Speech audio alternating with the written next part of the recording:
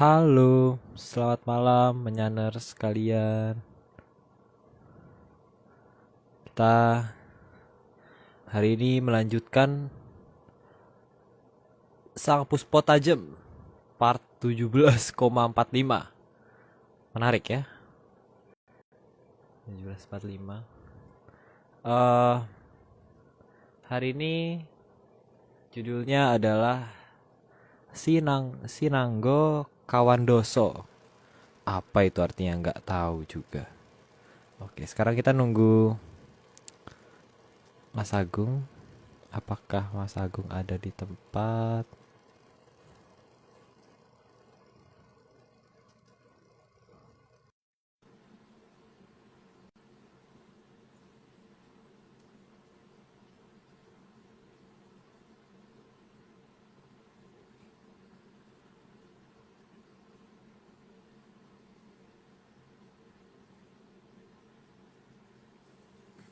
Wah, ternyata Om Agung juga belum bisa bergabung. Mungkin eh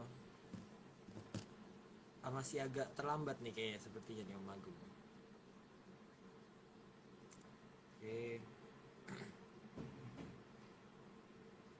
mungkin kita ngobrol-ngobrol santai dulu kali sama Mbak Vicky.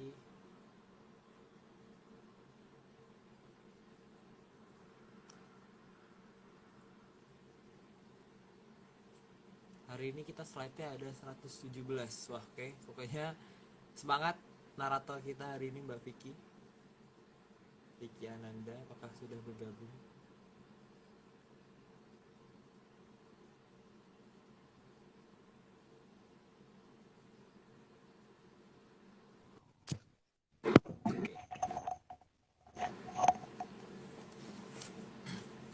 Selamat malam Mbak. Halo ya, suaraku kedengeran nggak ya? Aman, aman. Kedengaran aman, aman. Ini kok ketuk layar untuk mengakses kontrol video? Nggak ya, nggak usah ya? Itu Mbak buat kalau mute. Mbak kan nggak mute malam ini Mbak. 117 slide. Nggak ada berhenti. Malam ini nggak ada berhenti Mbak Benar-benar. kita. Aduh. Oke Mbak, ini kayak Mas Agungnya ini masih ini nih, masih di belum di Di lokasi, jalan kayaknya. masih di jalan iya. Mbak. Gimana Mbak kabarnya di Jogja? Baik ya, baik ya. Alhamdulillah, Kalau kamu? alhamdulillah. Alhamdulillah Mbak di Jakarta aman. Kemarin di BSD juga ya panas Mbak lumayan. Kayaknya ada yang aneh nih sebenarnya harusnya kan musim-musim kalau misalnya di luar musim salju harusnya di sini musim hujan. Tapi sayangnya kemarin Ha, panas sih malahan di sini panas banget panasnya panas banget nyelkit panas. di Jakarta panas banget. Di Jogja hujan tuh Iya. tiap hari, hampir tiap hari. Wah ini ada yang salah nih Mbak kayaknya Mbak. Beda beda alam kayak gitu Iya Mbak. nih. Kesekat sama Jawa Barat aja ya sebenarnya. Iya kos. Ini dia Mas Agung, Om Agung sudah hadir. Bopo Agung.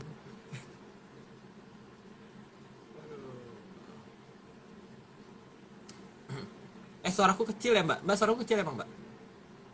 Kok kurang besar? Nggak kayak biasanya, nggak kayak biasanya. Nggak kayak biasanya ya? Oke siap. Halo, maaf, belum balik Halo, aku. halo Om. Belum, Waduh, ini sepertinya baru jalan masih di dari jalan. mana nih? Iya, Jalan dari dari mana Om? mana-mana. Hmm, dari kerajaan yang Dari mana Om mana? hari ini Om? Kerajaan apaan? Ini kok ada tulisan top apa tap on the screen that access video control. Apa ya maksudnya? Tap aja ya berarti ya? Itu Om, itu buat mute. Kalau Oh, misalnya berarti mau tap mute, biarin aja. biarin aja nggak apa-apa. Saya nutupin Sebentar ya Om. gambar. Ini perubahan device sebentar. Karena katanya kecil suaraku. Enggak sih, tempatku gede. Di tempatnya Aryo, apa di tempatku gede suaranya Aryo. Mungkin anu, apa namanya kurang Mbak Vicky aja yang ini kali. Apinya baper. HP-nya ya, bukan orangnya ya. Iya, Mbak. Halo. Ini lampunya kuning jadi nggak begitu jelas ya. Yes, Ben. Yang penting masih bisa live. Halo Aryo, gimana? Udah ini. Bapak Aryo gimana? Bapak Aryo. Kok nggak ada suaranya ya? Gak ada, gak ada suaranya Aryo, gak ada suaranya. Bapak Aryo coba. Suaranya ngambek gitu Bapak Aryo. Karena Nah, suaranya nggak ada ternyata. Oke, oh gitu. ya udah kita hari ini langsung mulai aja kali ya. Ya udah, Halo, halo. langsung mulai aja. Ya, Oke, ya, ya. siap. Oke, slide 1. Salah satu sekar kaindran yang ada di Jawa adalah tembang Sigromilir yang akan menceritakan awal akan berdirinya Keraton Pajang. Karena banyak Mbak ya, jadi kayaknya nggak perlu dibahas deh, langsung aja. Sudah siap minum belum Mbak? Karena ini Udah kok, toh udah Mas. banyak. Oh ya, wes. Slide kedua, dalam sekar kaindran tersebut digambarkan dengan jelas bahwa karebet atau sang rakit bergerak perlahan namun pasti menuju Bintara. Karebet ya Mbak ya, bukan karebet. Oh Karebet. ya, Nah, karebet itu. ya. Nah, oke, lanjut, lanjut. Lanjut, slide ketiga, dengan jelas juga digambarkan bahwa sang karebet didorong dan dilindungi oleh 40 ekor buaya yang berada di sisi kanan, kiri, depan, serta belakang. Sayangnya nggak ada Mas Pardiman ya, kayak kalau ada Mas Pardiman bisa ditembangke itu si Gromilir. Gitu. Oh, ada tembangnya. Ada. Heeh. Kan namanya Sekar Lanjut ya. Kaendra, Mbak. Oh ya, sorry. Lanjut. Pak Pardiman lagi banyak tamu kayaknya, Mas. Lagi rame. Oh ya wis. Mbak bisa nembang kayaknya, Mbak. Oh, nggak bisa, sorry. Oh, nggak bisa Tidak ya. bisa. Oke. Oke, slide keempat. Buaya-buaya tersebut dipimpin oleh Sang Jolo Sengoro dan Sang Bajul Sengoro. Keduanya merupakan Jaya Kawijayan yang dulu pernah dimiliki oleh Pangeran Werkudara. Kalau apa kalau buaya yang di situ mungkin beda dengan buaya yang ada di sini kali Mbak. Kalau karena apa kalau di sini kan ada buaya darat, ada buaya mana gitu buaya Waduh. laut, buaya apa kan. Benar. Lanjut aja Mbak, enggak perlu dibahas kok ini. Slide kelima, penggambaran penjagaan sang karebet, karebet itu atau rakit tersebut diceritakan dengan jelas dan di situ juga ditunjukkan bahwa arah rakit tidak bisa diubah. Jika sang karebet hanya menuju ke satu arah saja yaitu Bintara. Ya, masalahnya Bintara itu di mana nggak tahu kan. Saya kan itu yang lagunya yang si Gromilir itu loh Mbak, sang ketek sinonggo bajul kawan doso kang jageni gitu, tapi aku nggak bisa nembangi sih. Bisa lanjut aja.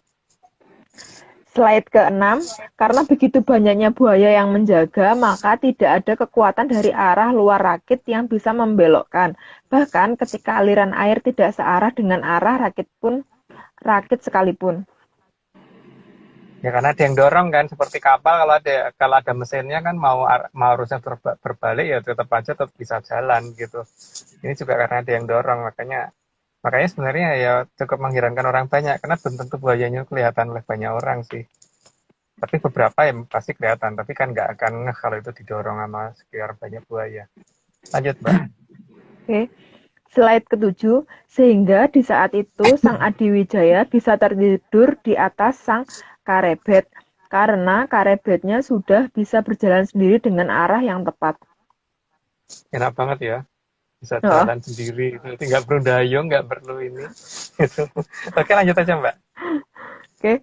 Slide ke-8, sementara dari kayangan suduk pangudal-udal, Sang Hyang Batara Narada juga mengawasi lajunya sang karebet dan sedang menunggu saat yang tepat untuk membawa turun Wahyu Cakroningrat.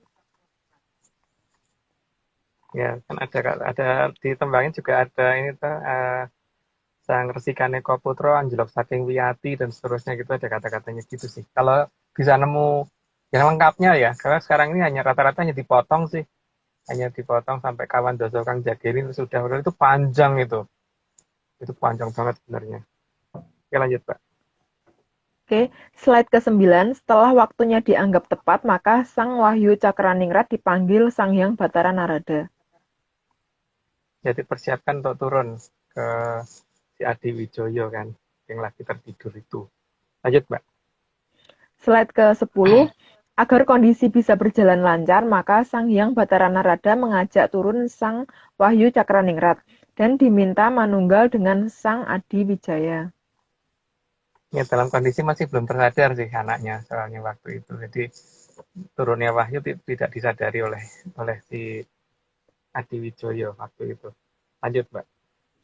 Slide ke-11, penggambaran ini sangat mirip dengan kondisi di saat Sang Kartasura belum menyadari akan siapa dia dan apa tugasnya, atau masih dianggap tertidur. Ya, karena situasinya mirip sih, cuman bedanya itu di atas rakit, ini nggak di atas rakit, gitu aja sih bedanya. Ya, kalau Adi Wijoyo dijaga 40 buaya, ini dijaga oleh, ada terusnya ternyata. Lanjut dulu aja, Mbak. Slide ke-12, Sang Kartasura diikuti dan dijaga oleh 40 kumara luhur yang akan menuntunnya, tapi tidak disadari oleh Sang Kartasura. Makanya ada kata-kata kawan doso kang jageni gitu kan, kawan doso kang jageni. Makanya jangan kaget kalau kemudian itu ada kabinet 40 menteri dan sebagainya itu ya. Karena memang angka 40 jadi angka penting gara-gara itu. Lanjut, Pak. Oke, slide Kirain ada ke-13. buayanya beneran. Emang Arya mau jadi buayanya? Oh, enggak. Bukannya Arya udah jadi buaya ya? Waduh, jangan dong. Jangan buka-buka di sini, Mbak, malu. Jadi kita lanjut. Oke. Lanjut, Oke, Mbak. slide ke-13. Perlambang dari 40 kumara luhur tersebut berada dalam pengawasan Sang Wahyu Hastabrata yang saat turun dibawa oleh Sang Hyang Bathara Narada. Tergantung nyebutnya ya. Kadang-kadang disebut Cakraningrat, kadang-kadang disebut Hastobroto dan sebagainya, Pak. Tiap zaman kan itu berubah nama, tapi Hasta itu 8 dewa kan yang mengawasi. 8 Betoro tepatnya. Itu mantan Presiden Soeharto menggambarkan dengan sangat jelas itu di Museum Purnabakti. Itu ya. Jadi anggap aja ya. Dongeng. Lanjut aja, Mbak. Kalau diceritain ntar panjang ini. Slide ke-14, turunnya Sang Hastabrata dibagaikan cahaya biru kemilauan yang turun ke salah satu daerah di Jawa Tengah dan bersamaan dengan dilahirkannya Sang Kartasura. Itu cemplorotnya terang banget itu. Kata banyak orang yang lihat ya, tapi karena saya nggak ngeliat waktu itu, tapi ada yang ceritakan tuh terang banget, tadi nggak keduga, dan itu masuk ke, ada di berikutnya, Mbak, lanjut aja, Mbak.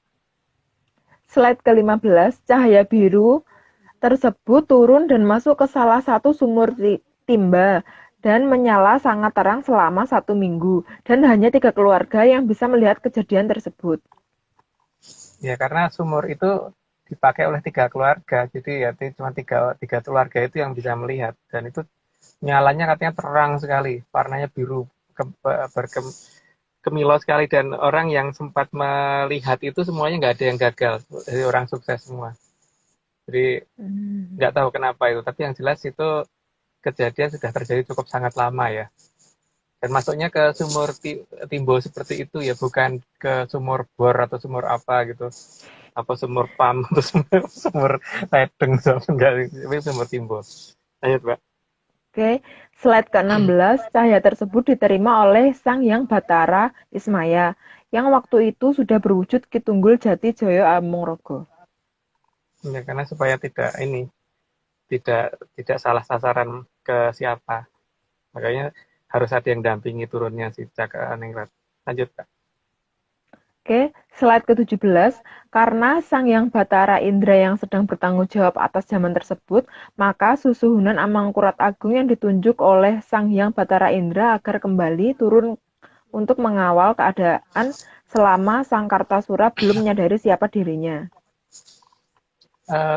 Dalam ini ya versi kita, jadi versi dongeng kita itu kan satu terah itu biasanya yang terahnya Bathara Wisnu itu akan mempunyai tingkah laku yang sama persis dan tidak ada perubahan cara bicara, lagak lagu dan bahasa gerak-geriknya itu mirip gitu. Makanya kalau yang terahnya Bathara Indra itu kan yang terakhir yang saya tahu itu ya Mangkurat I. Makanya beliau terus Dyah Tulodhong, Pusendok dan Raden Wijaya dan sebagainya itu tingkah laku dan cara bicaranya itu mirip banget, dan ciri khas daham-dahamnya itu terutama yang sangat mirip. Lanjut Mbak. Oh ternyata Oke, ada di bawahnya. slide ke-18. Karena menjadi tugas dari Sang Hyang Batara Indra, maka semua leluhur yang pernah ketitisan Sang Hyang Batara Indra juga ikut mengawasi. Dari Sang Mahaprabu Jaka Sesuruh, Sang Mahaprabu Mpu Sindok, Sang Mahaprabu Dyah Tulodong, dan lain-lain. Semua beliau yang masih dalam jalurnya Sang Hyang Batara Indra. Kebablasan ya saya tadi ya, jadi sudah terjelaskan tadi. Lanjut aja Mbak. Slide ke-19. Karena satu trah dari Kayangan Tejomoyo atau trah Sang Hyang Batara Indra, maka para kumara luhur tersebut mempunyai kesamaan. Kesamaan dari cara bicara, lagak, lugu, dan gerak-geri atau tidak ada bedanya selain cara berpakaiannya saja. Iya, bahkan tinggi badannya pun mirip-mirip semua sih. Warna kulit dan sebagainya persis rata-rata kalau pernah ini ya. Tapi yang paling jelas itu ya pasti nggak ada yang jelek karena dari terahing kadewatan. Lanjut Mbak. Oke. Slide ke-20, karena juga sebagai Batara Ngejawantah, maka juga sangat ahli dalam strategi, sehingga bisa berpikir jauh ke depan, dan setiap langkahnya tidak bisa diduga oleh kebanyakan manusia. Ya karena bisa memperhitungkan jauh ke depan, jauh banget, benar-benar jauh cara berpikirnya. Itu tidak 1, 2, 3 langkah. Makanya kadang-kadang yang nggak ngerti itu kadang-kadang ini ya akan merasa bahwa kok aneh gitu loh yang direncanakan tuh apaan gitu. Tapi setelah sampai pada waktunya baru pasti akan terkejut. Karena memang ya beliau tuh begitu, nggak mau menjelaskan di saat-saat awal. Lanjut Mbak. Oke. Slide ke-21, selama belum waktunya memunculkan Sang Kartasura, maka segala hal digunakan oleh Sang Amangkurat Agung untuk menutupi keberadaannya, sehingga tidak ada yang menyadari di mana keberadaan Sang Kartasura. Ya memang sangat ahli kalau hanya menutupi. Ya namanya juga Dewa Ngejawantah. Lanjut Mbak. Slide ke-22, selama itu juga Sang Amangkurat Agunglah yang menuntun dan mengajarkan banyak hal, agar nantinya Sang Kartasura bisa muncul dengan cara yang sangat elegan, dan bisa mengungkap segala hal yang dianggap salah. Jadi tidak dengan apa ya teman-teman atau gimana itu enggak. Mungkin kalau ada pun tidak kelihatan terlalu seperti orang berandalan atau gimana gitu enggak. Jadi benar-benar akan muncul dengan cara yang elegan dan tidak terduga-duga oleh banyak orang gitu. Seharusnya loh ya. Mungkin di episode nanti itu mungkin ada sedikit penjelasan sedikit, nggak banyak karena ya memang ngertinya kita juga sedikit. Lanjut Mbak. Oke, slide ke-23, maka selama itu Sang Kartasura juga dilatih agar bisa bertahan dalam kondisi sesulit apapun. Meskipun Sang Kartasura mengeluh, tapi beliau tidak peduli, karena semua memang harus dijalani agar bisa tangguh ke depannya nanti. Mungkin kata-kata tepatnya bukan hanya tangguh sih, tapi tangguh, tanggon, tatak, tangguh, tanggon, terengginas, tutup gitu kalau nggak salah kata-kata lengkapnya beliau begitu. Makanya bodoh amat mau apa tuh protes mau nggak, pokoknya harus jalanin sesuai perintah beliau. Beliau nggak mau nggak mau diajak bicara kalau untuk masalah itu. Pokoknya harus begitu dan harus ngelakoni gitu. Tapi ya itu bukan kita untungnya Mbak. Bukan Mbak untungnya. Mbak nangis itu. Lanjut. Slide ke-24, termasuk diajarkan cara menggunakan pusaka dan juga bagaimana cara menggunakan pusaka yang tidak berada di tangannya atau masih di tangan pihak lain. Itu menguntungkan banget loh karena apa tidak perlu harus ngopeni dopeni orang lain tapi yang bisa gunain dia gitu ya. Itu bejone sak pole itu. Lanjut Mbak.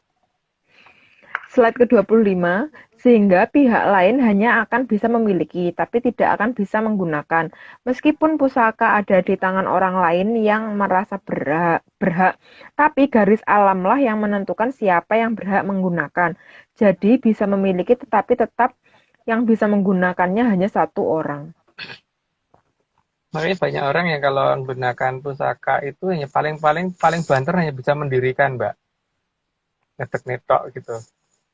Tapi kalau nuding ke misalkan ada mendung itu dituding nggak akan minggir mendungnya. Karena yang bisa gunakan cuman dia, cuman yang sedang kita cari. Lanjut, Mbak. Ini aku Oke, ada pertanyaan. slide ke Ya, Ini apa kan Bopo? oh iya, Bu. Bapak Bopo Agung Aryo jadi apa? gini. Kan pusoko itu kan kayak maksudnya kan tadi bilang seluruh pusoko gitu. Nah, tapi kita juga sebelum-sebelumnya itu sempat dengar tentang misalnya ada Betoro Siwo, Ismoyo sama Antigo gitu. Nah, tapi kalau pusoko-pusoko yang berasal dari Siwo apakah juga bisa digunakan, Om? Ya tergantung dia atau mau menggunakan apa enggak, karena udah nggak ketutupan oleh apapun kok, Aryo. Oh, jadi bisa Kalau kalau menggunakan. masih ketutup, ya bisa, karena udah nggak ketutupan oleh apapun ya. Kecuali kalau masih ada yang nutupin dia loh. Enggak sih, ini udah nggak ada yang bisa nutupin lagi masalahnya. Iya sih. Bedanya dengan Hah? bedanya dengan manusia normal kan di situ. Gitu. Bahkan sesuatu yang tidak bisa dilihat orang dia bisa ngelihat kok. Gitu. Hmm, Masalahnya itu kan. Jadi apapun bisa dia gunakan kalau dia mau gitu loh. kalau Masalahnya mau. gitu kan. Tapi masalah ya kalau mau. Tapi kalau nggak mau ya berarti nggak bisa lagi nggak mau. Iya, bener juga. Nggak salah sih. Gitu Bapak ya. Gitu Oh, Bapak. iya, lupa, makanya Bapak Agung. Monggo Oke. Bude dilanjut. parah deh kayaknya malam ini.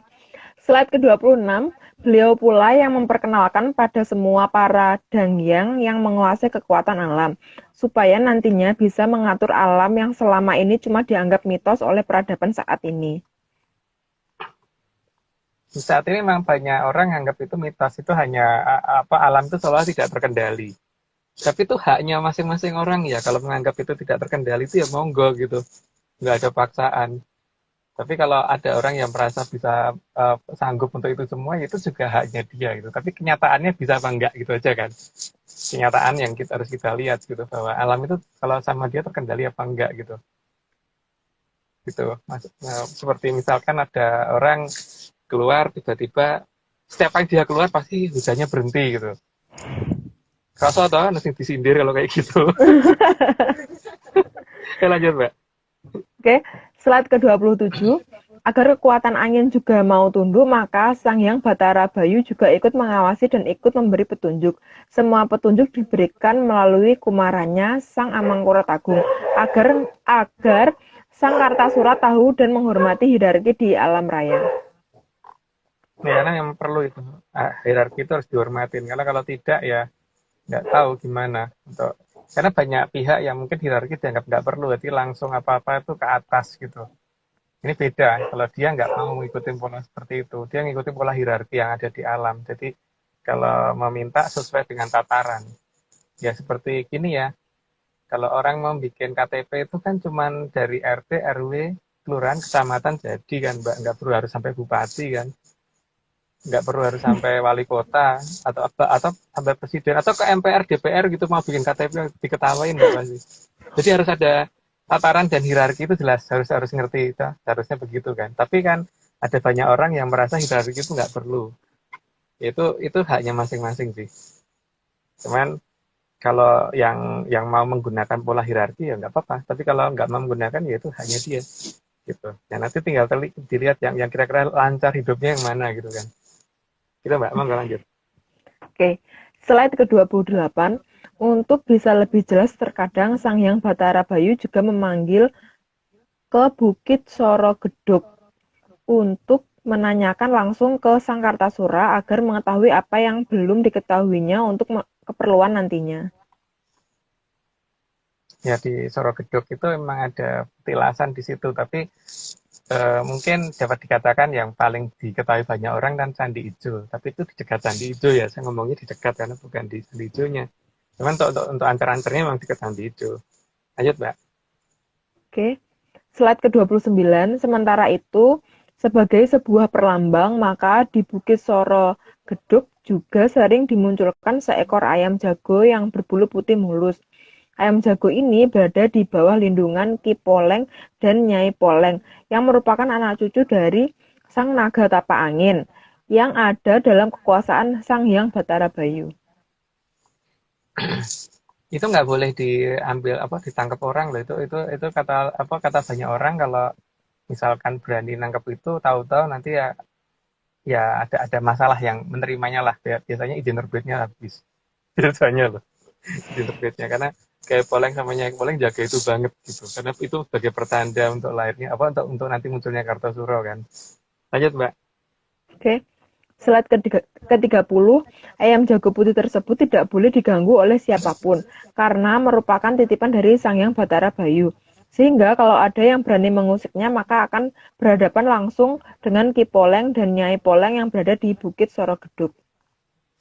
Nah, ini sekarang kalau ada yang mau mencoba silahkan loh, tapi saya tanggung jawab bukan saya loh ya. Gitu. Itu Mbak, ayo lanjut. Oke, slide ke-31, ayam jago inilah yang nantinya akan mengikuti Sang Kartasura. Dan ini yang akan jadi kekuatannya, karena ayam ini hanyalah tanda untuk Sang Nagasari di mana pada saat waktu yang tepat untuk menunjukkan di mana keberadaan 3 kerajaan besar yang sebenarnya. Ya kalau ngerti bisa menggunakan itu secara tepat ya karena dia dari penunjuk arah gitu loh sebenarnya. Tapi kalau ngerti cara menggunakannya ya, kalau ngerti cara kontaknya dengan si jagonya itu dan diizinkan sama Kiai Poleng sama Nyai Polengnya. Gitu. Lanjut, Pak. Oke, slide ke-32, sementara itu Sang Hyang Batara Bayu juga mengamati dengan seksama keberadaan Medang Kamulyan, agar tidak terjadi salah terima dengan Sang Kartasura dari kayangan Pangluwung. Pangluwung itu kayangannya Bathara Bayu. Mungkin kata-katanya udah tepat, tapi nggak perlu dibahas. Lanjut aja, Mbak.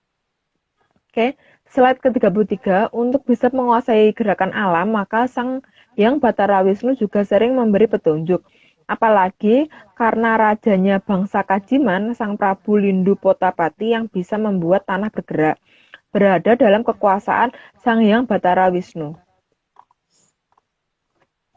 Itu mestinya harusnya ada di Gua Lindu ya, tapi ada di bawah nggak ada. Ya udah, itu setahu berdasarkan babat menyan kita ya, itu kan ada di Nusa Kambangan di daerah Gua Lindu. Itu tapi ya kalau orang bisa ngelihatnya tempatnya seperti apa. Tapi kalau enggak ya hanya bisa ngeliat gua saja.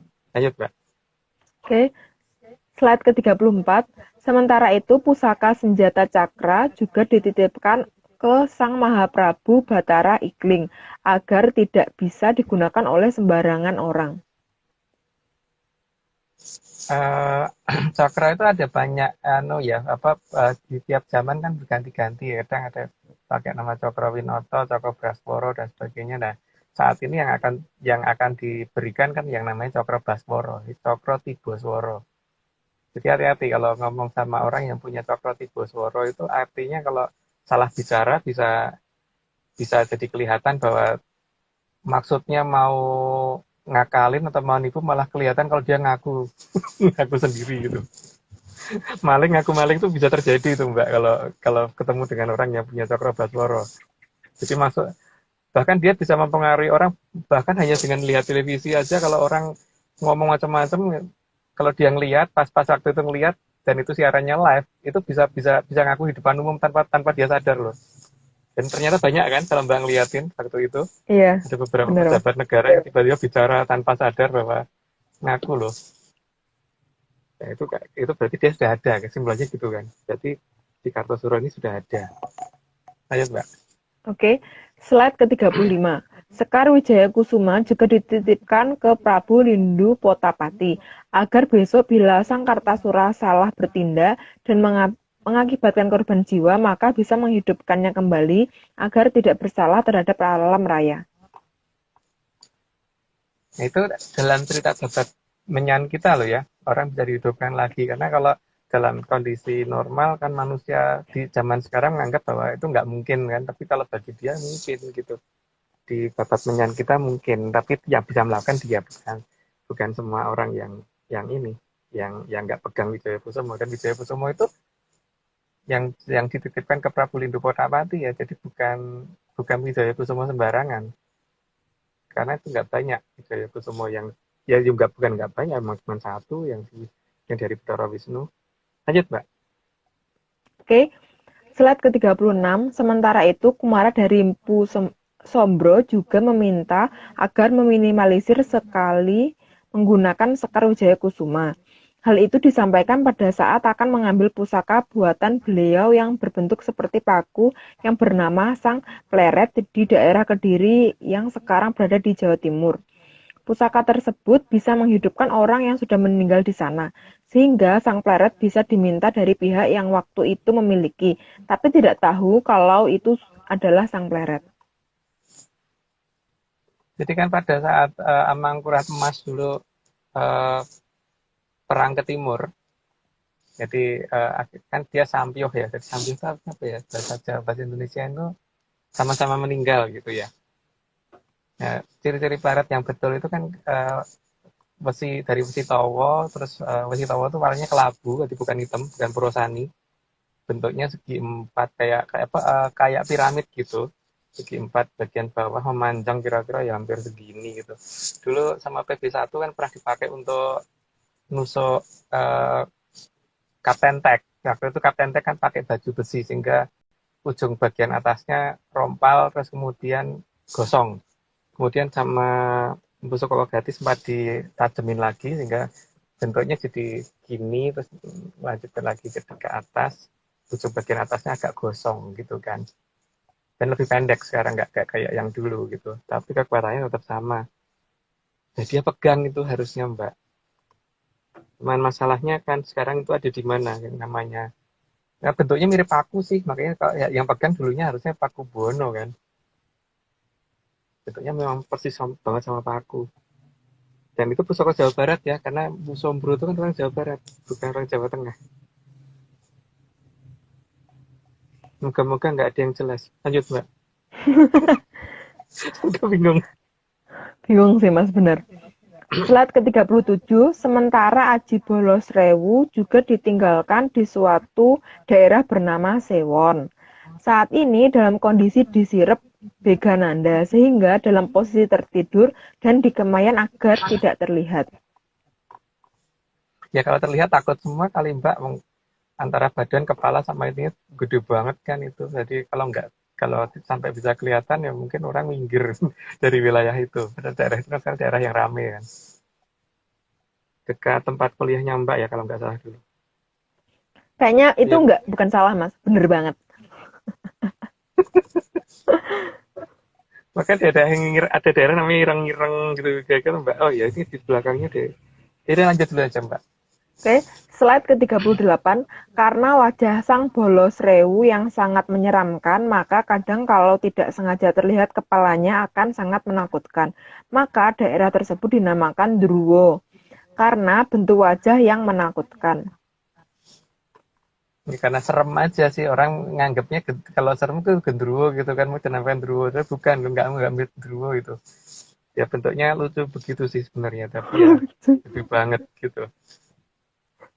Ya tapi posisinya kan tertidur Mbak. Makanya di daerah sana kan ada daerah namanya Ireng-Ireng, karena memang Bolosrewu kan hitam kan badannya. Dan sebagainya lah udah. Kalau dijelasin lebih banyak, kayaknya juga nggak ada gunanya. Lanjut Mbak. Slide ke-39, selain bentuk kepalanya, kadang anggota badannya juga terlihat tanpa sengaja meskipun sudah dikemayan. Karena hitam legam warna kulit Bolosrewu, maka daerah itu dinamakan Ireng-Ireng. Lanjut, kan udah ternyata aku kebablasan tadi. Lanjut Mbak. Oke, slide ke-40, sementara itu Sang Retopeksi Jolodoro atau Garuda Yaksa disembunyikan di daerah dekat Telawah. Namun tidak akan mudah dilihat karena ada dalam lingkup daerah tertutup yang hanya bisa dilihat dengan mata satu. Itu kurang N. Jadi harusnya Retnopeksi Jolodoro Mbak. Retnopeksi Jolodoro harusnya. Oh, Itu kalau yang dilihat patung gedenya itu akan kelihatan kalau dilihat dari Google Earth sebenarnya lebih kelihatan. Tapi kaget pasti nanti kalau ngelihat ukurannya kan gede banget. Lanjut Mbak. slide ke-41, kuda sembrani diberikan kepada putri bungsu dari Sang Mapanji, Sri Aji Joyoboyo, dan saat ini berada di Keraton Atlantis. Tapi itu kadang sering lepas, maka saya sempat kelihatan di terbang antara Bukit Tukung, Gunung Tukung, Waduk Malahayu yang ada di Brebes apa tidak salah ya. Sekitar sana sering banget muncul itu, banyak orang yang lihat, cuman masalahnya biasanya begitu ngeliat itu sayangnya tidak sempat mengabadikan, tapi banyak yang lihat. Tapi yang sempat terabadikan paling tidak kan waktu pas di atas KPU itu kan banyak yang lihat itu. Ayo Mbak. Oke, slide ke-42. Namun, sang sembrani juga kadang dilepas di antara Waduk Malahayu, Bukit Ares sampai ke Gunung Tukung di daerah Banyumasan. Keduluan ya Mbak ya. Ini lanjut aja Enggak Mbak. apa-apa, Mas. Slide ke-43, sementara Sang Hyang Batara Wisnu juga mengawasi dengan seksama dari kayangan Untoro Segara. Segoro. Segara, sorry. Ya, lanjut aja itu nama kayangannya beliau, lanjut aja Mbak. Oke. Slide ke-44, Sang Hyang Batara Brahma juga berkepentingan memberi petunjuk, mengingat zat salah atau kama dari Sang Hyang Batara Guru yang disembunyikan oleh Sang Hyang Batara Durga, mulai ditemukan oleh banyak orang, dan akan dijadikan pemusnah kehidupan. Itu ada dalam Surat Mandologiri ya. Kalau bisa nemu Surat Mandologiri yang asli, pasti akan ada cerita itu gitu. Tuh, tapi ya monggo dicari sendiri aja. Jadi nggak perlu saya ceritain. Lanjut, Mbak. Oke, slide ke-45. Untuk kekuatan agar bisa meluluhkan semua senjata yang bisa dijadikan pemusnah massal, maka Sang Hyang Batara Brahma juga memberikan Aji Kumbolo Geni. Kayaknya ini melumpuhkan deh, Mas, melumpuhkan semua senjata. Terus, Iya. tapi sebelum Sang Kartasura mengetahui jati dirinya, maka Aji Kumbolo Geni disembunyikan di suatu tempat yang dijaga oleh angsa yang menjadi titisan dari Sang Hyang Batara Brahma. Bukan titisan, Mbak. Titihan. Titihan itu kendaraan. Oh, Kalau titihan. Bedara Wisnu kan Ratna Peksi Dolodoro atau Garuda Yaksa itu ya kendaraannya. Kalau Bedara Bromo itu kan angsa memang wujud kendaraannya. Gitu. Makanya kan kalau orang zaman dulu itu kalau pasang sok bakal itu kan pasti ada ndok blengkernya, harus ndok blengker banyak kan Mbak, atau ndok blengker angsa itu. Karena untuk nampani Teluh Brojo kan. Gitu. Tapi nggak perlu dijelasin karena kita bukan dukun Mbak. Lanjut Mbak. Oke. Makin lima. Slide ke Maksudnya mbaknya semangat jangan ini mbak. berapa sih? 46. 46 kan, yuk. 46. 46. Iya. Semangat mbak. Oke, slide Yuk, ke-46, maka panasnya Sang Kumbolo Geni di daerah Siangsa tidak akan bisa dirasakan oleh masyarakat yang berada di dekat wilayah tersebut. Maka daerah itu lalu dinamakan Siangsana karena dari kata Siangsana, akhiran na berarti sasana atau tempat, maka Siangsana berarti tempat Sang Angsa, titihannya Sang Hyang Batara Brahma. Itu pasti nggak jauh dari bekas Keraton Mataram itu Mbak. Mataramnya Panembahan Senopati itu harusnya loh. Harusnya. Karena kan beliau Bromo. Untuk versi kita ya. Tapi kalau orang lain yang nggak tahu. Ayo Mbak. Oke, slide ke-47. Selain itu, si angsa inilah nantinya yang akan memberikan petunjuk kepada Sungai Brantas yang sebenarnya, serta bagaimana cara membukanya. Ya, karena dia bisa jalurnya kan masih tahu itu. Sehingga dia ngerti menuju ke sananya gimana. Karena kan angsa itu selalu di atas air. Sehingga dia ngerti jalur air yang menuju ke Brantas yang asli dari mana. Makanya kalau bisa nemukan si angsa ya Bedara Bromo pasti ngerti di mana Sungai Brantas yang disembunyikan. Lanjut, Mbak. Slide ke-48, Sang Hyang Batara Brahma juga mengawasi dari kayangan Arga Dahono, yang kadang juga disebut dengan kayangan Dersilo Geni. Ya. Oke, lanjut aja, Mbak. Slide ke-49, sementara itu untuk memperbaiki sikap dari Sang Kartasura yang terlewat kaku, Sang Hyang Batara Kamajaya dan Sang Hyang Batari Ratih juga ikut memberi petunjuk dan memberi tanda berupa bulan yang purnamanya menjadi 3 hari. Itu yang bisa dilihat orang, tapi yang langsung oleh beliau kepada dia sendiri pasti banyak ya. Cuman di sini memang kalau dikatakan kaku lewat kaku, Mbak. Dan Dan hal yang paling utama adalah nggak sabaran. Jadi tidak nyambung dengan orang katanya harus sabar, itu enggak. Kalau bagi dia kesabaran adalah awal suatu malapetaka katanya. Nggak salah gitu. Lanjut Mbak. Oke, slide ke-50, purnama yang berlangsung 3 hari untuk mengingatkan keberadaan 3 kerajaan besar yang pasti akan mendukung kemunculan Sang Kartasura. Juga untuk mengingatkan apa dan siapa yang menunggu di sana. Ya, salah satu desa wetan kalinya itu kan sudah pernah difoto sama Bopo Aryo Mbak.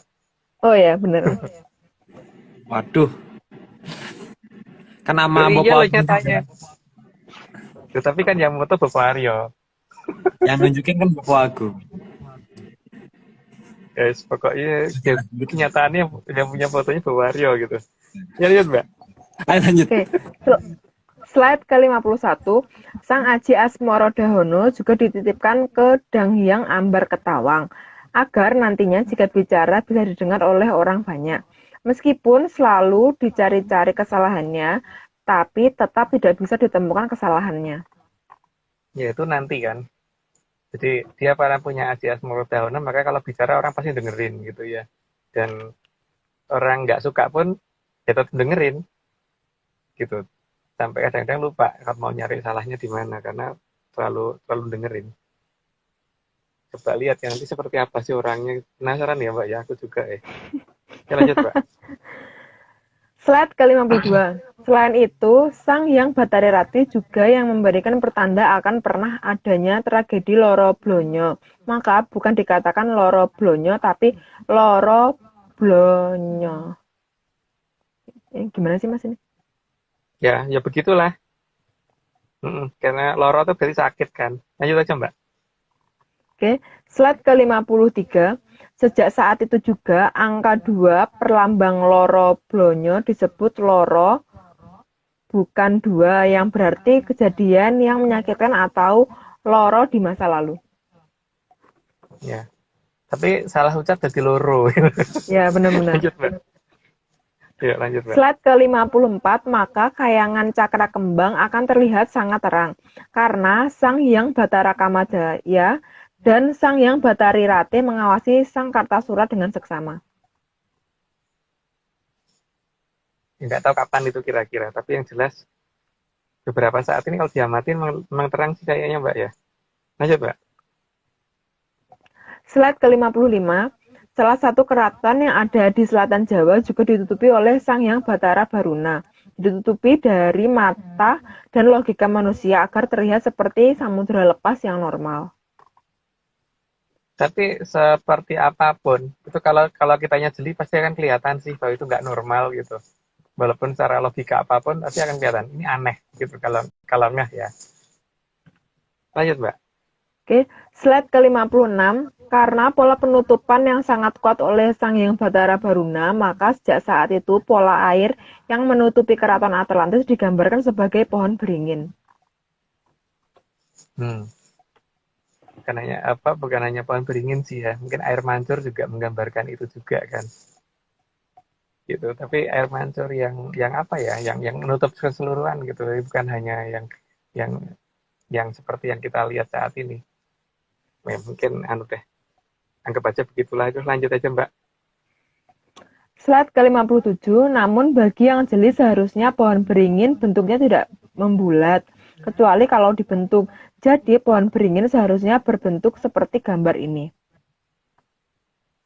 Ya karena pohon beringin harus memang bentuknya nggak begitu, nggak bulat. Makanya kalau dilambangkan pohon beringin bentuknya bulat itu lebih cocoknya adalah itu air mancur yang sangat air yang disedot dari tengah terus dilepas gitu. Jadi membentuk kayak kubah gitu yang nutupin. Harusnya begitu. Jadi seharusnya itu bukan lambang pohon beringin, tapi kalau dianggap lambang pohon beringin itu hak masing-masing orang. Lanjut Mbak. Slide ke-58, bentuk pola penutupan keraton Atlantis atas seizin Sang Hyang Bathara Baruna akan terlihat seperti ini, maka gambaran yang jelas mirip berupa pohon beringin. Bagus ya gambarnya ya. Nggak usah dikomentari deh Mbak, lanjut aja. Oke, slide ke-59, sehingga pola penutupan yang seperti ini kalau dari kejauhan nampak seperti lapisan abu-abu yang terlihat di batas cakrawala Samudra Selatan. itu udah sering dibahas, jadi kayak nggak perlu dibicarakan. Lanjut aja Mbak. Slide ke-60, atas persetujuan dari Sang Hyang Bathara Baruna dan Sang Hyang Wening, maka keraton Atlantis menjadi tidak mudah terlihat. Dari garis batas terluar dari keraton Atlantis hanya akan terlihat seperti lapisan berwarna abu-abu di batas cakrawala Samudra Selatan. Dan lebih tinggi. Jadi kalau kita melihat dan kita ukur sudut elevasinya itu pasti naik, bukan sejajar atau turun. Dan itu aneh sih sebenarnya kalau ngelihat lautan kok di ujung sebelah sana bukannya ke bawah tapi malah ke atas. Walaupun ke atasnya nggak terlalu banget gitu, tapi kelihatan ke atas sih, bukan ke bawah. Lanjut Mbak. Oke, slide ke-61. Untuk menggambarkan keberadaan Atlantis dengan sangat jelas, maka sandi keberadaan ringin kurung digambarkanlah alun-alun utara dan alun-alun selatan. Ya ada daerah yang tertutup, daerah tertutup maksudnya kan. Ada daerah yang berupa seperti beringin, yang tertutup seperti beringin, yang tertutup yang tidak boleh dilihat orang. Jadi orang akan kalau mendekati ke lokasi itu hanya bisa lewat di pinggirnya atau mendekati tapi tidak bisa masuk ke lokasinya gitu kan, maksudnya itu sebenarnya. Lanjut Pak. Slide ke-62, keberadaan ringin kurung tersebut untuk menggambarkan bahwa keraton baik dari depan dan dari belakang ada dalam lindungan keraton Atlantis. Ya, tapi bukan berarti ada keraton yang di Laut Utara loh ya. Lanjut Mbak. Oke, slide ke-63, ringin kurung yang berjumlah 4 juga menunjukkan perlindungan akan dilakukan terhadap 4 penjuru mata angin. Jadi bukan karena Atlantis ada 4 keraton, tapi lebih merupakan janji akan melindungi di 4 penjuru mata angin. Sebenarnya orang mesti harusnya mulai bertanya ya, kenapa namanya kok mata angin gitu loh. Kalau arah itu kan harusnya yang bisa dipakai menunjukkan arah itu misalkan bintang, itu misalkan bintang Polaris itu jelas itu sebagai standar arah utara gitu kan. Itu angin gitu loh. Harusnya dipertanyakan tuh kenapa kok namanya mata angin bukan mata bintang gitu. Atau matahari atau mata apa gitu. Atau apalah yang penting tapi angin emang angin bisa dijadikan patokan arah gitu kan. Harusnya ada orang yang curiga dengan pemaknaan nama itu gitu. Tapi sayangnya yang curiga cuma orang-orang Atlantis series doang ya Mbak ya. Lanjut Pak. Slide ke-64, dikatakan ringin kurung karena setiap pohon beringin dibatasi pagar yang membuat tidak semua orang bisa memasuki area pohon beringin. Hal ini untuk menggambarkan bahwa keraton Atlantis tidak akan mudah dimasuki oleh sembarang orang. Hanya yang berhak dan mendapatkan izin saja yang bisa masuk ke area keraton. Sehingga gambaran ini menunjukkan bahwa Atlantis tidak tenggelam atau masih ada. Ya kalau ada yang mengatakan Atlantis tenggelam itu haknya mereka ya. Tapi kan kita berarti kan malah enak Pak Mbak menelitinya lebih gampang karena orang udah nggak mencari, jadi kita sendiri yang mencari gitu. Jadi kalau kita diizinkan ke sana kan itu keberuntungan kita gitu loh. Minimal salah satu bagian dari Lemurian yang pernah difoto oleh Bopo Aryo itu sudah mau menunjukkan diri gitu loh paling tidak, dan Bapak Aryo berhasil memfoto dengan kamera yang sederhana bukan dengan kamera yang bagus gitu. Ayo Mbak. Oke, slide ke-65, jalan di antara kedua ringin kurung juga menunjukkan keberadaan Sang Nagasari yang bisa membuka jalan agar alun-alun atau ombak bisa terbelah untuk akses menuju Atlantis. Jalan ini hanya akan digelar oleh Sang Nagasari jika ada yang memang dikehendaki berjalan menuju keraton Atlantis. Kalau kenal Nagasarinya loh. Kalau nggak kenal ya nggak mungkin. Tapi kalau cuman merasa kenal ya nggak bisa juga ya. Karena di sini benar-benar harus kenal. Gitu masalahnya. Yang ada malah masuk laut, bukan bisa jalan di atasnya Sinogosari. Lanjut Mbak. Oke, slide ke-66, keberadaan Sang Nogosari atau Olor juga digambarkan di Keraton Taman Sari untuk memberikan gambaran agar Sang Kartasura dapat mengingat tata cara masuk ke Keraton Atlantis. Maka beberapa kode ditinggalkan di banyak lokasi yang tidak akan mudah terbaca oleh yang berpegang pada pola pikir barat.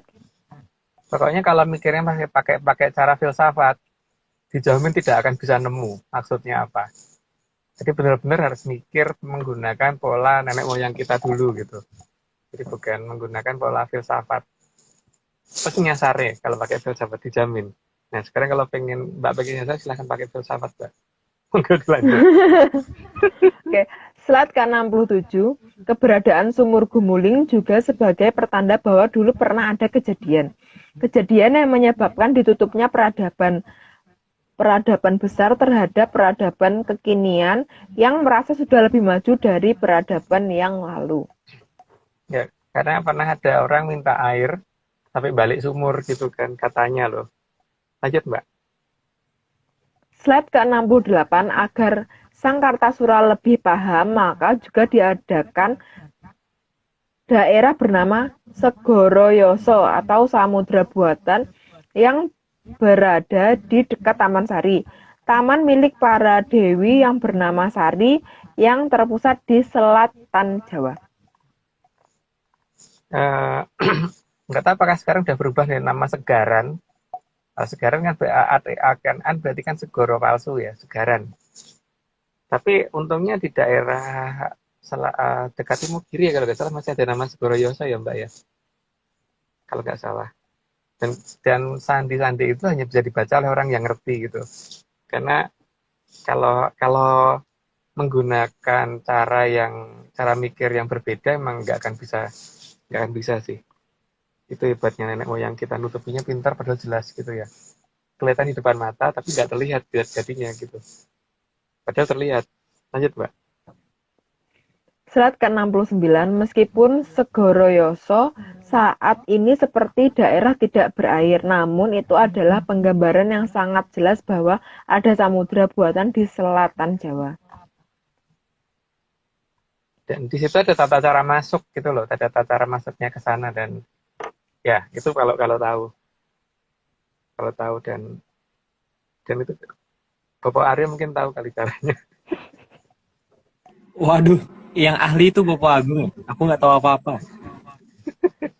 Kalau Ya, Bapak lanjut. Arya bisa, ini di komen ada yang pengen ikut soalnya. Semoga nanti saya diizinkan, minta dikenalin. Ini Oke, apa Mbok Vicky ternyata? bukan ya? Itu aku baca di itu komen. Jatuh ya Mbak. Nih HP-nya melunjak. Nggak boleh menolak Mbak. Oke. Slide ke-70, dan juga sudah jelas bahwa dari garis cakrawala seharusnya warna abu-abu terlihat sejajar. Hal ini menunjukkan bahwa seharusnya ringin kurung juga sama tingginya, maka jika tingginya tidak sama, akan terlihat tidak sesuai dengan gambaran di batas cakrawala samudra. Ya itu nggak tahu artinya apa ya. Harusnya begitu, tapi kalau tidak sama ya berarti buh itu artinya biar. Lanjut Mbak. Oke, slide ke-71, karena memang sudah ada dalam jangka bahwa besok akan ada Aldoko mengamuk menyeruduk pohon beringin yang akan menjebol sampai ke akar-akarnya. Hal ini harus diartikan sendiri dan semua orang berhak mengartikannya. Namun, jika ditelusuri menggunakan pola pikir filsafat, pasti tidak akan ketemu apa maksudnya. Ya, lanjut aja Mbak. Slide ke-72, gambaran ringin roboh bukan gambaran permusuhan antara Aldaka dan Keraton Atlantis, tapi lebih pada kode keras dari alam raya yang harus dicari, tanpa melibatkan pola logika barat apalagi filsafat.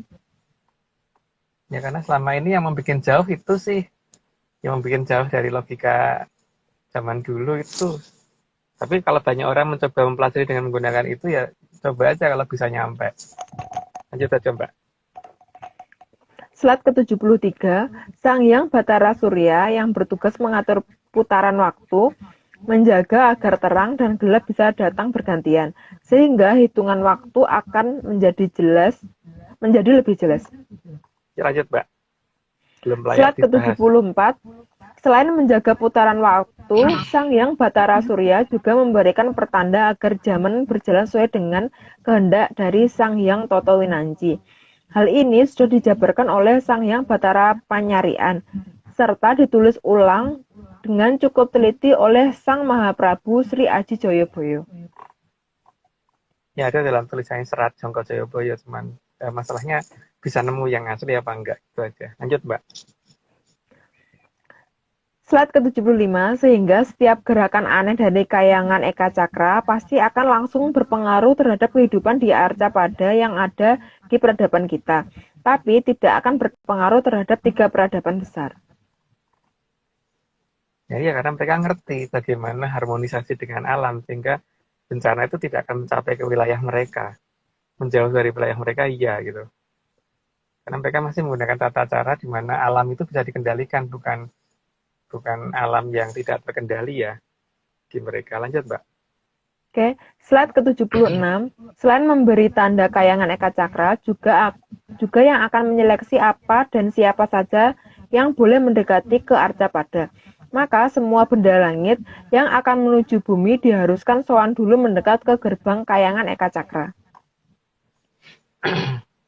Jadi artinya kan jangan takut ada meteor menghantam bumi gitu kan, atau asteroid menghantam bumi. Don't worry gitu, judulnya itu kan. Lanjut, Mbak. Oke, slide ke-77, maka sebelum Wahyu Ero Cokro turun, Sang Wahyu Ero Cokro harus mendapat izin dulu dari Sang Hyang Batara Surya, agar semuanya sesuai dengan aturan waktu dari Sang Hyang Toto Winanci. Dan jika masih berdasarkan pada logika barat, maka kayangan Eka Cakra akan menjadi sangat susah diamati, meski menggunakan peralatan termaju dan tercanggih sekalipun. Jadi si Ero Cokro itu memang pada saat akan turun, walaupun sebenarnya kalau secara tataran di atasnya Bathara Surya, tapi dia tetap menghormati hierarki yang sedang bertugas, toh, Mbak. Jadi dia tetap minta izin, walaupun sebenarnya bisa aja tanpa minta izin. Tapi ya dia hormat dengan hierarki, walaupun dia di atasnya Bathara Surya. Lanjut, Mbak. Slide ke-78, bahkan kekuatan dari Sang Hyang Batara Surya juga digunakan untuk membelokkan kecurigaan manusia di peradaban kekinian dengan sinar yang indah. Ya, supaya orang nggak curiga dengan beberapa wilayah tertentu sih, supaya yang diteliti bukan wilayah yang seharusnya mereka teliti, hanya membelokkan pikiran orang yang punya peralatan dan punya biaya dan sebagainya. Lanjut, Mbak. Oke, slide ke-79. Sinar yang indah tersebut tidak berada di atas Atlantis, agar pusat penelitian manusia di zaman kekinian menuju atau terpusat di daerah yang memang disediakan ada dan tidak berpenghuni. Jadi digeser, arah kecurigaan orang digeser ke satu wilayah yang seharusnya di sana tidak diteliti, juga nggak ada apa-apanya gitu. Lanjut, Mbak. Oke, slide ke-80. Maka disengaja oleh Sang Hyang Batara Surya agar ada daerah yang tidak terkena sinar matahari yang cukup, sehingga menjadi daerah yang sangat dingin dan tidak berpenghuni, dan menjadi daerah yang aneh yang kemudian mengundang kecurigaan banyak orang untuk menelitinya, sehingga Atlantis tidak terlacak keberadaannya. Karena kan kalau kita melihat jarak antara bumi dan matahari itu, seharusnya kan kalau ditambah dengan setengah bumi lagi, kalau misalkan ini bulat gitu kan, harusnya kalau di sini terkena sinar yang kuat, harusnya di daerah sini juga masih terkena sinar yang kuat ya, karena matahari yang gede banget gitu. Iya. Jadi kalau misalkan tiba-tiba ada daerah yang ekstrem perbedaan suhunya, saja ini matahari kepiye gitu kan. Itu loh. Jadi ini pinternya Bathara Surya untuk supaya orang, kecurigaan orang itu tidak menuju ke suatu wilayah yang harusnya mereka curigai. Gitu. Ya cuman kita yang kurang kerjaan, Mbak. Jadi kita yang curiga. Akhirnya. Lanjut.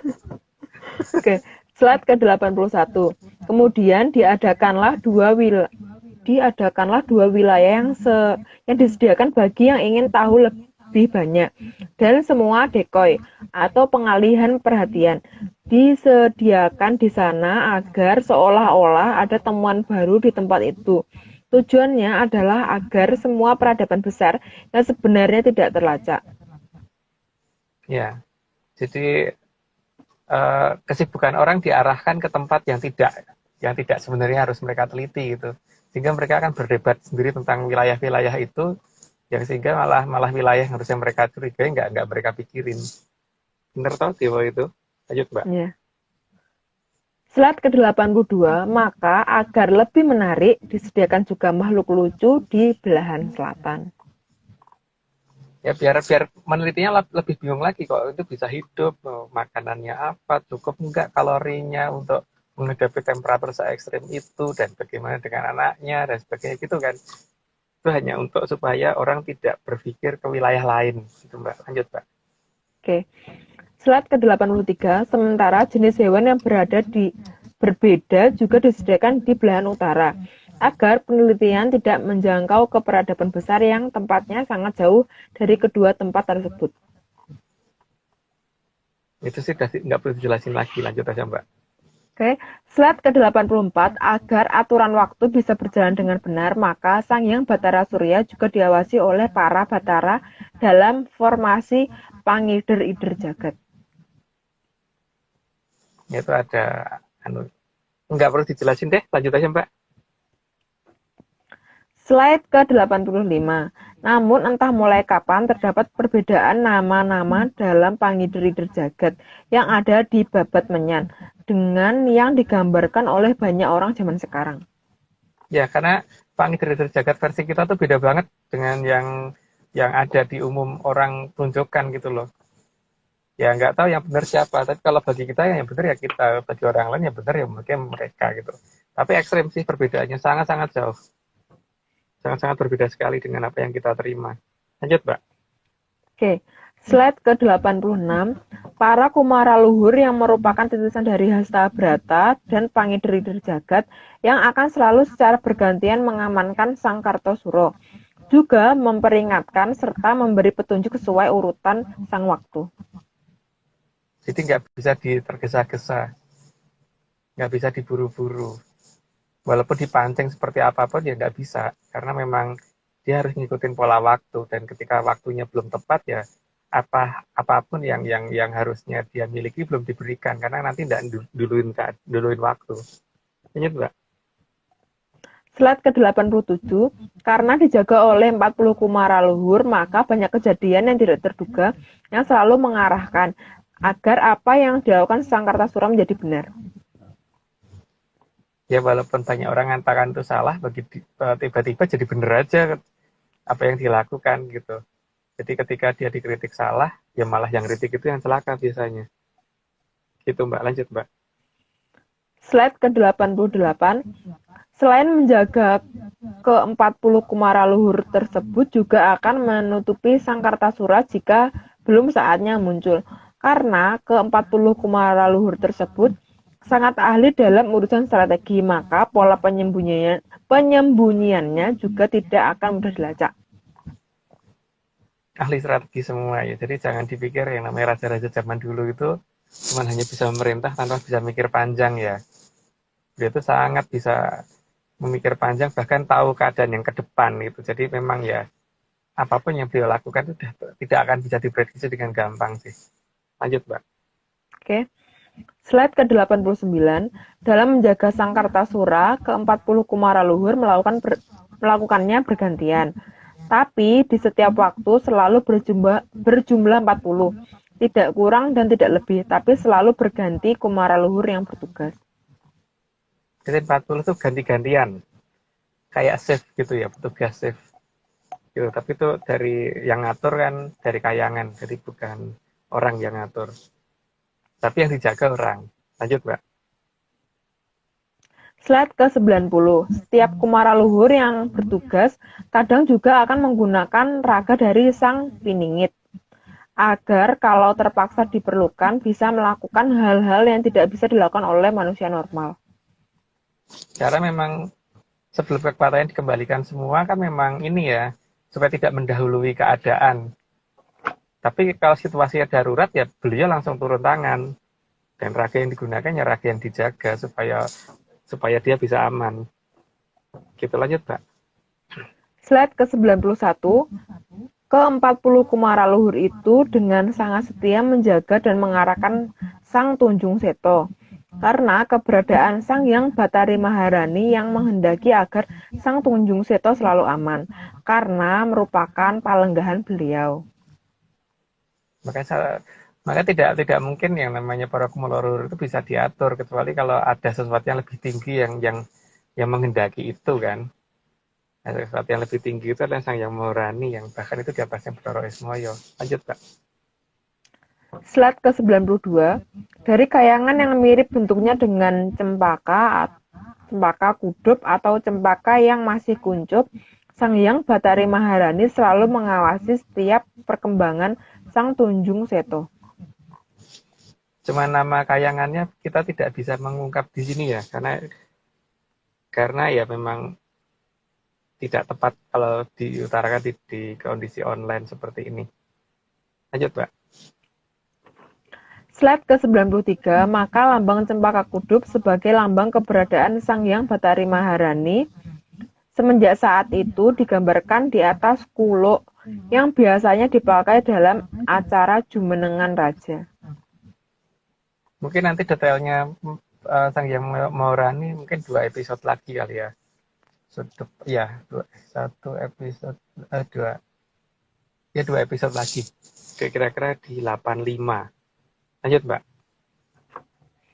Slide ke-94, keberadaan cempaka kudup ini juga untuk mengingatkan karena di banyak serat kuno justru kayangan beliau dan sosok beliau ini yang hilang dalam ajaran leluhur yang ada saat ini. Ya, satu nama itu yang hilang sih. Itu kan bukan hanya satu nama itu aja sih, tapi nama kayangan ini benar-benar nggak tahu kenapa kok tiba-tiba menghilang dari semua babat cerita ya. Tapi kalau misalkan bisa mendapat petunjuk pasti akan ngerti kalau ada satu kayangan yang tidak disebutkan, yaitu itu yang akan membawa perubahan ke Kolosubo. Lanjut, Mbak. Slide ke-95, meskipun hilang dalam tradisi di negara ini, namun mitos Sang Hyang Bathari Maharani dalam penamaan yang lain tetap tidak bisa dihilangkan di belahan bumi yang lain. Ya, lanjut aja, Mbak. Slide ke-96, meskipun di belahan bumi yang lain tinggal berupa dongeng, tapi wujud beliau masih diceritakan sampai hari ini meski dengan nama yang lain. Ya, namanya beda. Tapi penggambarannya hampir-hampir benar. Tapi sayapnya yang agak beda sih. Harusnya kan sayapnya kayak kupu-kupu tapi warnanya kuning. Gitu. Lanjut, Mbak. Oke. Slide ke-97, keberadaan Sang Hyang Bathara Antiga juga masih jelas digambarkan di sana. Sesuai dengan pakem di Jawa bahwa wujud dari Sang Hyang Bathara Antiga seperti laki-laki yang seumuran dengan Sang Hyang Bathari Maharani. Ya, ada gambarannya ya. Ada gambarannya, nanti lanjut aja, Mbak. Oke. Slide ke-98, Sang Hyang Bathara Antiga digambarkan lebih sering berwujud jenaka dan ada di dekat sang raja. Maka penggambaran Togog dan Sorowito selalu digambarkan sebagai makhluk jenaka bermulut besar. Di sini Sorowito adalah Bilung, pengikut dari Togog. Jadi bukan perwujudan dari Sang Hyang Bathari Maharani. Ya, Togog diikuti sama Bilung. Makanya di sana yang namanya Joker itu pasti 2. Satu berwarna, satu hitam putih. Lanjut, Mbak. Slide ke-99, karena keberadaan Ki Lurah Togog yang dulu di zaman Keraton Wilwatikta bernama Ki Lurah Sabdopalon, maka beliau menjaga agar legenda Sang Hyang Bathari Maharani tetap terjaga di sana, meskipun hanya berwujud dongeng.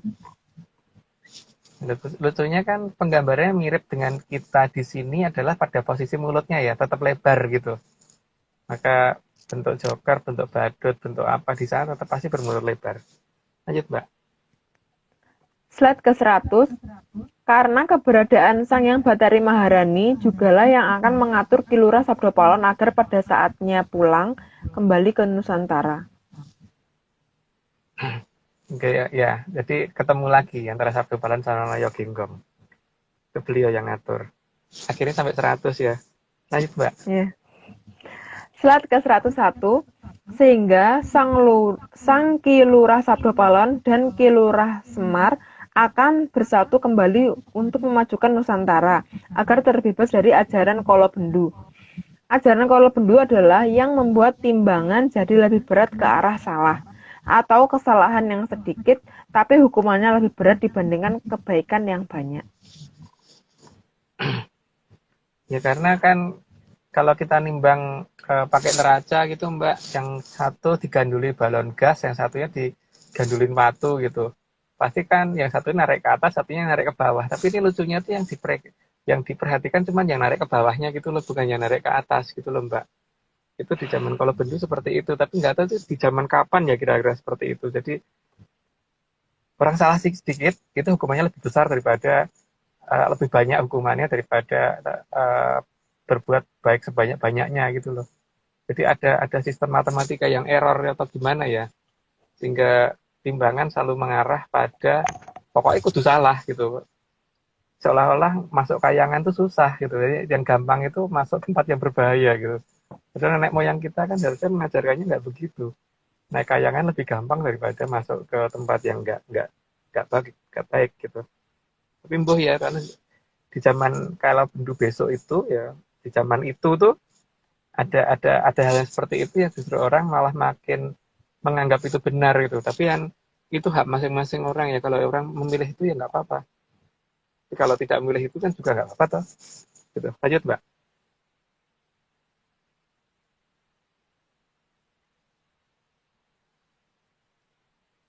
Tuh Mbak muter-muter. Baik, Mbak Vicky. Lagi muter-muter.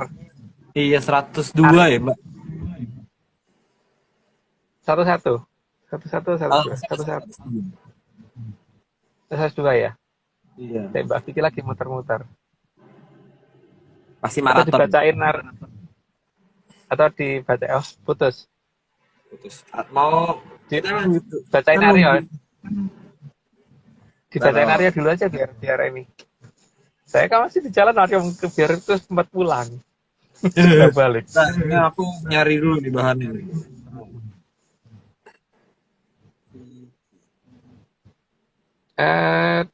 Di grup ayo. Iya ya, udah. Kita invite dulu. Oh, udah masuk lagi. Lagi di ini sih invite. Mungkin baterainya habis kayaknya ya. Kayaknya ya. Ya, mungkin.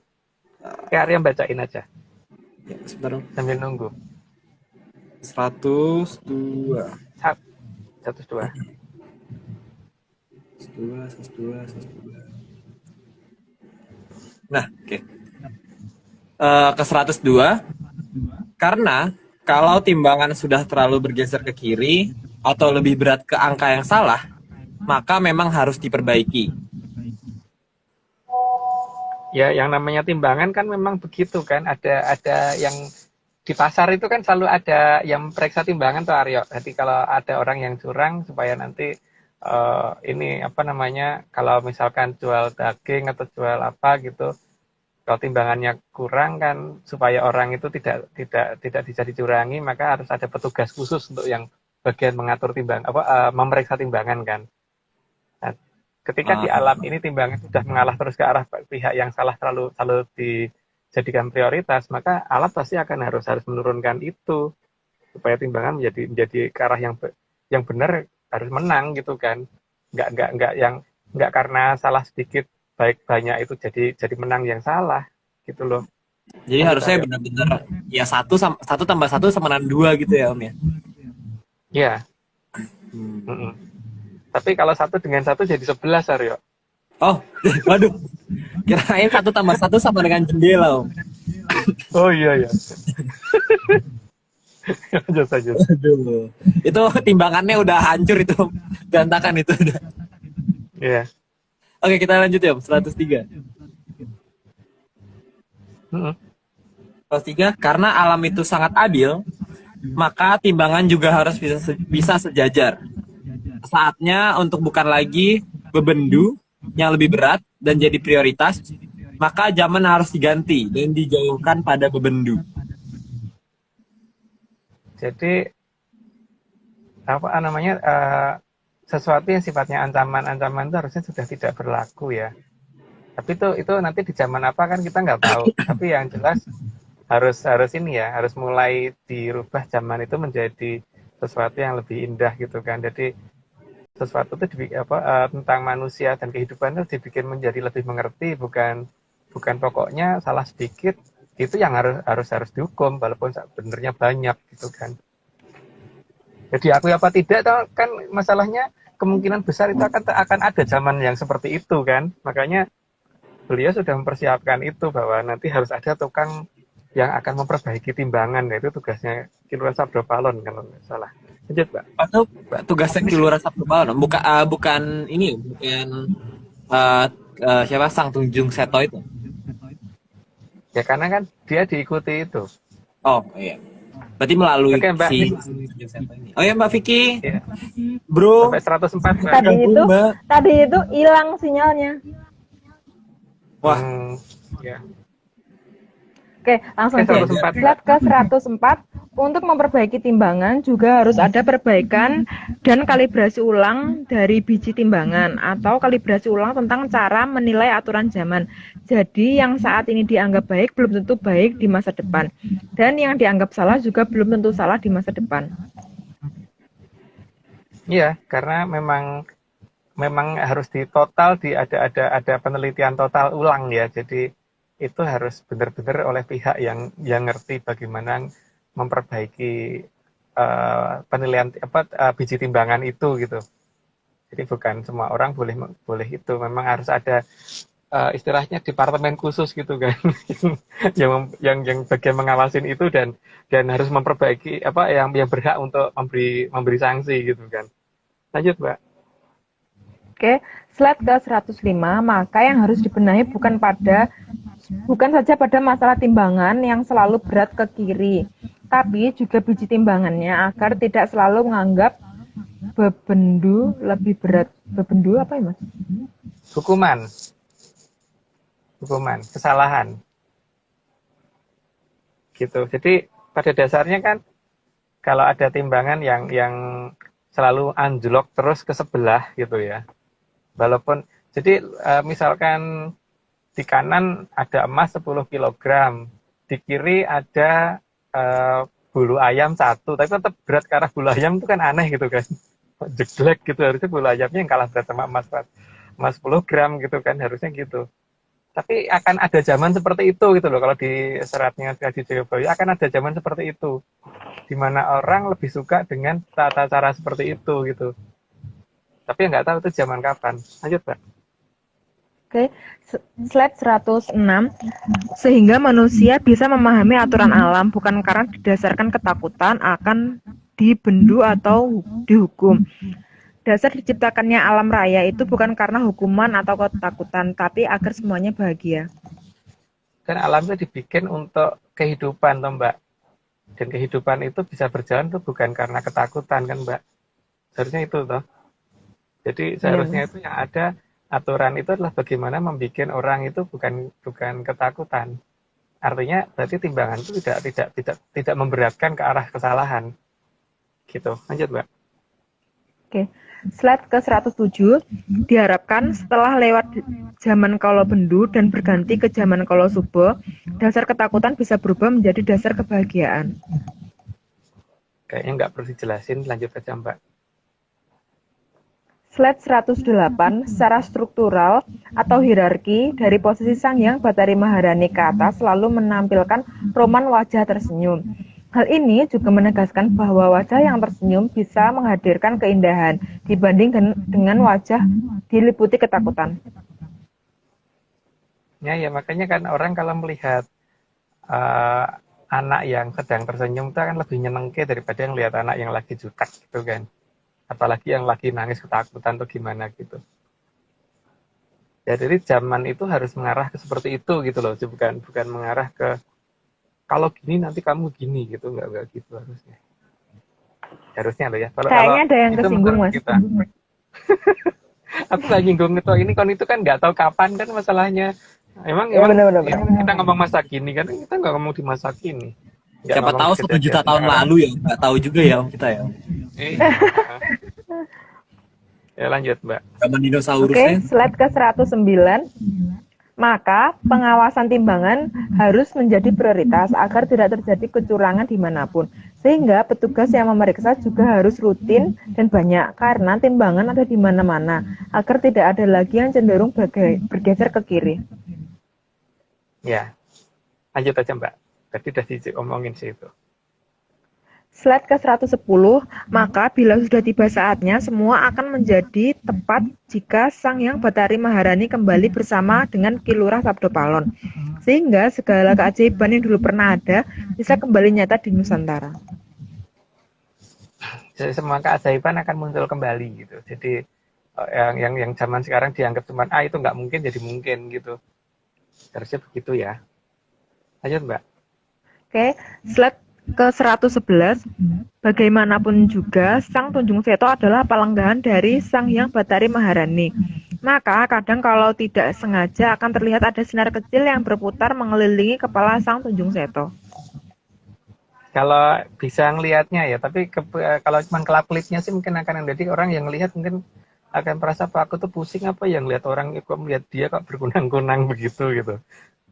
Nah itu berarti yang dia lihat itu gitu kan. Lanjut Mbak. Oke, slide ke-112, sinar ini adalah wujud cemerlang dari Sang Hyang Bathari Maharani yang akan memberi petunjuk ke Sang Kartasura. Sinar ini kadang bisa terlihat oleh orang lain bagaikan lampu blitz, tapi sangat jarang yang bisa melihatnya. Blitz terang tapi kadang-kadang muter-muter gitu. Kalau blitz kan cuma biar satu kali itu kan gitu terus hilang. Gitu. Lanjut Mbak. Oke, slide ke-113. Iya Mas, menyebalkan. Slide ke-113. Terkadang Sang Hyang Bathari Maharani dalam memberi petunjuk juga akan terlihat seperti cahaya yang sangat menyilaukan. Ya kalau dia menggunakan wibawanya berusaha berubah menjadi besar banget, tapi ketika hanya pengen memberitahu ya bisa dalam wujud yang mungkin kecil ya, kayak kunang-kunang kecil atau lebih besar dikit gitu. Lanjut Mbak. Oke, slide ke-114, bagian paling jelas bagi yang kebetulan sedang berada di dekat Sang Tunjung Seto adalah sering munculnya sinar di kelopak mata yang bergerak naik turun. Itu karena keberadaan Sang Hyang Bathari Maharani yang secara tidak sadar terlihat seperti cahaya di ekor mata. Kayak kesana kesini gitu, jadi kayak ada cahaya yang bergerak gitu katanya. Itu berdasarkan serat babat menyan. Lanjut Mbak. Oke, slide ke-115, kumenyar praptaning Hyang Maharani arsa amadangi ing bawana weh suka sagung dumadya tentrem rahayurat kadya samirana kang tumuju mring kamulyaning Tribhuwana. Rahayuning rat itu jagat raya Mbak, artinya bawono. Jadi bukan rahayurat. Rahayuning rat. Oke, cukup yang ini mungkin tidak perlu dijelaskan. Nggak perlu dijelaskan karena ini hanya untuk menyatakan bahwa kita sudah membacakan sudah menjelaskan ini gitu. Oke. Bapak Aryo. Wah, hari ini seru ya Om ya. Berarti minggu depan kita bahas apa lagi nih? Masih spot tajam dong? Kayaknya iya, karena kayak beliau belum pada bosen. Tapi nggak tahu yang dengerin bosen apa enggak. Yang dengerin mungkin udah sampai bosen kali ya. Cuman besok lebih banyak kali ya kayaknya. Hah? Kenapa? Yang mungkin yang minggu depan mungkin lebih banyak, sekitar 130-an. Nggak tahu deh, beliau tuh aneh akhir-akhir ini, pokoknya disuruh memperbanyak terus, padahal waktunya juga ini. Yang kasihan pokoknya yang baca deh. Apes, yang dapat giliran apes. Yang baca kayaknya harus nanti kalau yang baca lebih dari satu kelihatan kecil slide-nya. Dari slide. Besok berapa Mas minggu depan? 130 Mbak. Amazing. Bukan aku lah. Aku host aja. Aryo gitu yang baca ya. Host gampang gini kan kamu? Iya. Nggak sama basa-basi dikit. Iya, jadi kayaknya kita sudahi saja Om Kak malam hari ini kali Om ya. Bapak Agung udah malam. Biar Bapak Agung bisa beristirahat atau pulang. Mau pulang ke keraton mana Om? Ke rumah lah Aryo. Oh, sampai dari pagi. Oke, berarti terima kasih semua kerabat menyan malam hari ini dan tentunya Bapak Agung Bimo Sutejo, makasih malam hari ini sudah diceritakan tentang banyak hal dan juga Mbak Vicky, Bro Vicky. Makasih Mbak Tante Vicky, Tante Vicky. Mas Aku sudah besok mengorbankan ganti suara. ganti wajah jadi dek loh nanti. Oh, sudah mengorbankan suaranya, suara, pikiran dan semuanya. Terima kasih Mbak. Terus kemudian juga seperti biasa terima kasih ke Mas Dani Argi sebagai pembuat flyer. Flyernya keren banget, nggak ngerti kenapa nggak pernah turun. Performanya selalu bagus, selalu unik. Terus juga makasih buat slide-nya dari Mas Togo. Terus ada Mas Rahadian sebagai yang ngirim chat via chat, texting via chat. Terus kemudian terima kasih juga Om Iwan, terus juga Bro Heskel, dan tentunya kepada Chief Executive Officer dari Atlantis Series, Bos Marius. Terima kasih Pak Marius. Pak Itu futuris futuris medium angin-anginan. Wah, Karena kadang-kadang dikasih. medium angin-anginan. Semoga nggak masuk angin lagi Pak. Jangan. Oke ya, kita benar-benar menunggu lah ke host dari Pak Marius itu emang pasti ada unik-uniknya aja. Jadi berarti udah sekian dari Atlantis Series malam hari ini. Sampai jumpa di minggu depan. Selamat malam, salam menyan.